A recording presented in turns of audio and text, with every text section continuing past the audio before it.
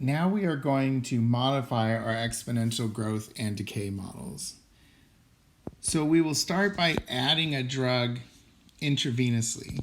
So the concentration of a drug in a person, C of t, continues to decrease at a rate proportional to the current concentration of the drug with a constant of proportionality k equals negative 0.12. From that information, we would have that dc dt was equal to negative 0.12 C. But now the concentration starts at 8 millimoles at 2 p.m., but 0.5 millimoles of the drug are added to the person's body every hour. So we want to represent that in the differential equation. Well, if the drug was not being absorbed, we could simply say that dc dt was equal to 0.5 millimoles, so that the derivative, the rate of change, was a constant increase of 0.5 millimoles. But because the drug is being absorbed, we are going to say that dc dt is equal to negative 0.12 C, and then add to that the 0.5 constant rate of increase of the drug in the person's body. Again, we will say the initial concentration is 8 at 2 p.m.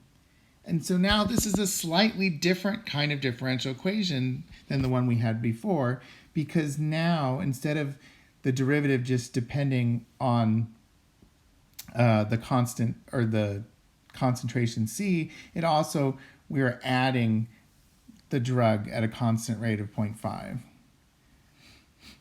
Instead of trying to figure out how to solve this problem, I'm going to give you the solution, and we're going to verify that that is the solution so that we can then use that information to help us come up with an informed way to solve this differential equation. So I want to show that C of t equals 1 over 0.12 times 0.5 minus 0.46 e to the negative 0.12 t solves that initial value problem. The way I'm going to do that is I'm going to take the derivative, dc dt, which in this case is the derivative of 0.5 over 0.12, or 0. And then it's the derivative of 0.46 over 0.12 e to the negative 0.12 t, which is itself times negative 0.12. And so the derivative is 0.46 e to the negative 0.12 t. Now we need to show that that's equal to negative 0.12 times the function c plus 0.5. So we will do negative 0.12 times the solution, which is 1 over 0.12 times 0.5 minus 0.46 e to the negative 0.12 t, and then we will add 0.5. So we've substituted in our solution for C. We see that the 0.12s cancel here, okay? And we get that negative 0.15 or 0.5 plus 0.46 e to the negative 0.12 t plus 0.5. And we see that the negative 0.5 and the positive 0.5 cancel, and therefore negative 0.12 c plus 0.5 is just 0.46 e to the negative 0.12 t, but that matches what we got for the derivative, and therefore the proposed solution that I gave you is actually a solution to the differential equation. We also want to note that C of 0 needs to be 8. So C of 0 in this case is going to be 1 over 0.12 times 0.5 minus 0.46 e to the 0. that's going to give us 1 over 0.12 times, in this case, 0.04. And if you plug that into your calculator, you will get 8. We can now ask what happens to the concentration of this drug as t goes to infinity. So we can look at the limit as t goes to infinity of c of t, which is the limit as t goes to infinity of that function, 1 over 0.12, 0.5 minus 0.46, e to the negative 0.12t. And we see that this exponential decay will go to 0 as t goes to infinity, and we're left with 0.5 over 0.12. So what happens as t goes to infinity? Well, the concentration no longer goes to 0 like it did in our previous problem, but instead the concentration is going to a finite number. So the concentration approaches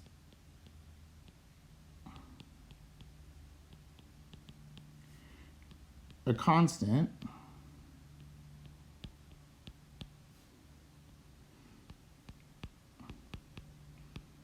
and that constant is approximately 4.167 millimoles. And so we see that this patient with this intravenous drug being pumped into them, right, has this constant amount of the drug in their system for all time. They'll have some sort of constant buzz for a while.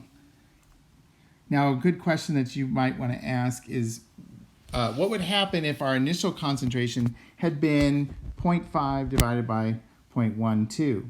So what if the initial concentration had been that value that the concentration approached in our previous solution? Well, one way we can see that is we can ask, well, what would dc dt be in that case? What would the derivative be? And it would be 1 over, it would be negative 0.12 times c. C in this case would be 0.5 over 0.12. And then we would add 0.5 because that is our equation for the derivative. And you'll notice that because these 0.12s cancel, we get negative 0.5 plus 0.5, so we get 0. So the derivative would be 0 when the concentration is at that limiting value that we had before. So this value of 4.167, or 0.5 divided by 0.12, is the value of the concentration that makes the derivative 0, where there's going to be no change. So in essence, that value that you see there is some sort of equilibrium. And we will discuss that further. We could also modify our population growth example by, instead of just allowing a population to increase without bound, we might have the population of a town, say in thousands, that grows at a rate proportional to the current population with a constant proportionality k equals 0.25. But for that town, maybe approximately 1,000 people leave the town per year.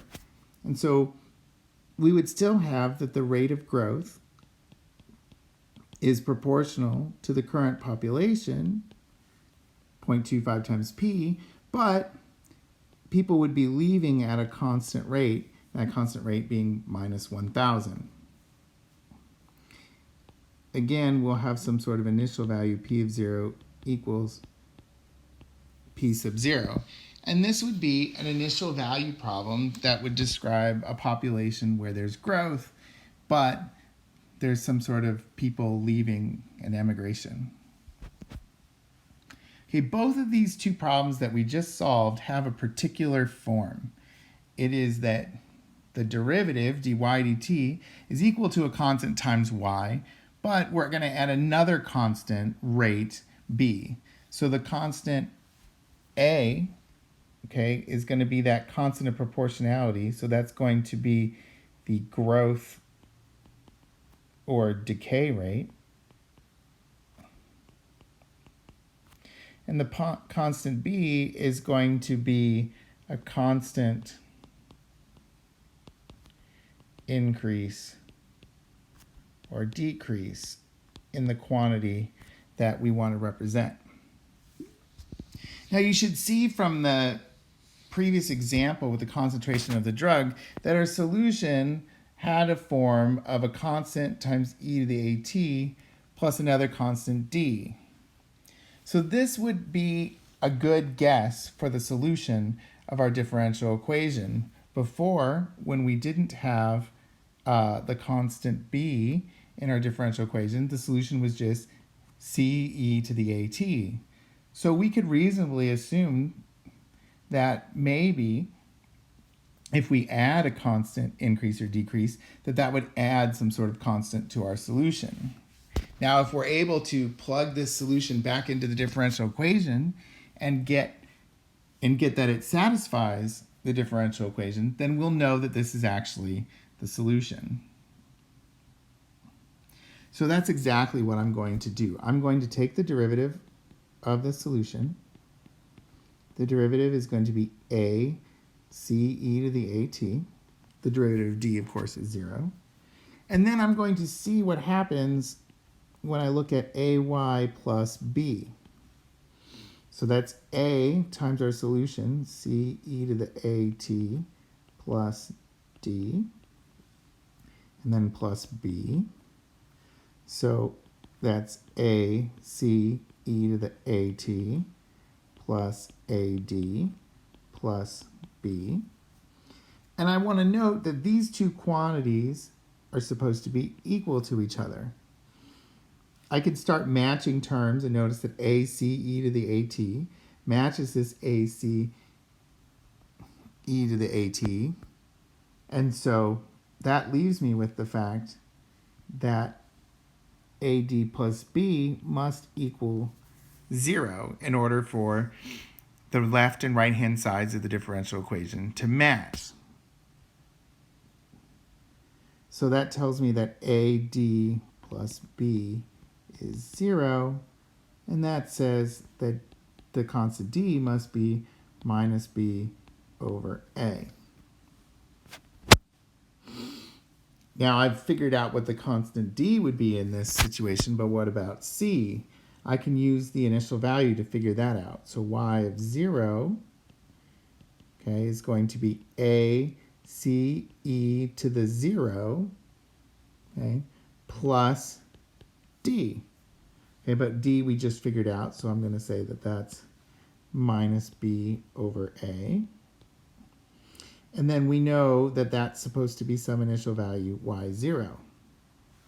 Well, since e to the 0 is just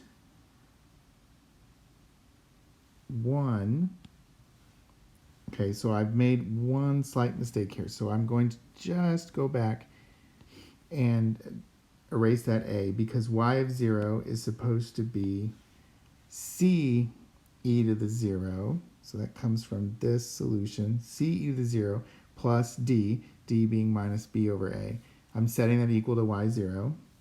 Okay, so that tells me that c in this case is supposed to be y0 plus b over a. And so the general solution to the initial value problem, dy dt equals ay plus b, and y of 0 equals y sub 0, is that y of t is equal to y0 plus b over a, e to the at, minus b over a. And you'll notice that the solution that we got, or that we verified for the concentration of the drug problem at the beginning of this video, does have that exact same form. we can now ask what happens as t goes to infinity for the solutions to this equation. Well, if a is positive, then y, in this case, will go to infinity because that positive exponential will continue to grow. Okay, but what happens if a is less than 0? Well, if a is less than 0, then we get that y will go to minus b over a because that exponential will then decay. And all I'm left is minus b over a. So what's so important about that value, maybe minus b over a? What happens if my initial value was minus b over a? Then y of t would equal, let's see, so minus b over a plus b over a e to the at minus b over a. And so y of t would remain at minus b over a for all time. So if we start at this value minus b over a, then we will continue at that value minus b over a for all time. Well, what's the derivative at that point? Well, dy dt is a y plus b. Well, that's a times minus b over a plus a. So the derivative is 0. So if we start at minus b over a, the derivative is 0, and it remains 0 for all time, which explains why our function y of t remains at minus b over a for all time. See, y of t being minus b over a is called an equilibrium solution. Equilibrium meaning no change. So if we think back to that concentration of a drug problem, we're going to say if we start at some concentration, minus b over a, then we're going to remain at that concentration for all time. And that is equilibrium. I want you to note that if b is 0 in the problem above, so we just get rid of that b there, then we have the exponential growth and decay problem that we had before. And in that case, the equilibrium solution was 0. And we discussed that before. If you start with a 0 population, it can't grow. If you start with a 0 concentration of a drug or a 0 amount of a chemical, it can't decay because it's already at 0. One final note that I do want to mention is I said that if a is bigger than 0, y does go to infinity. Well, that really does depend on whether what's in front of the exponential is positive or negative. So if what's in front of the exponential is negative, you'd get minus infinity. So I would say if a is greater than 0, then y can go to plus or minus infinity. And we'll see with the example that we do tomorrow what the implications are of that.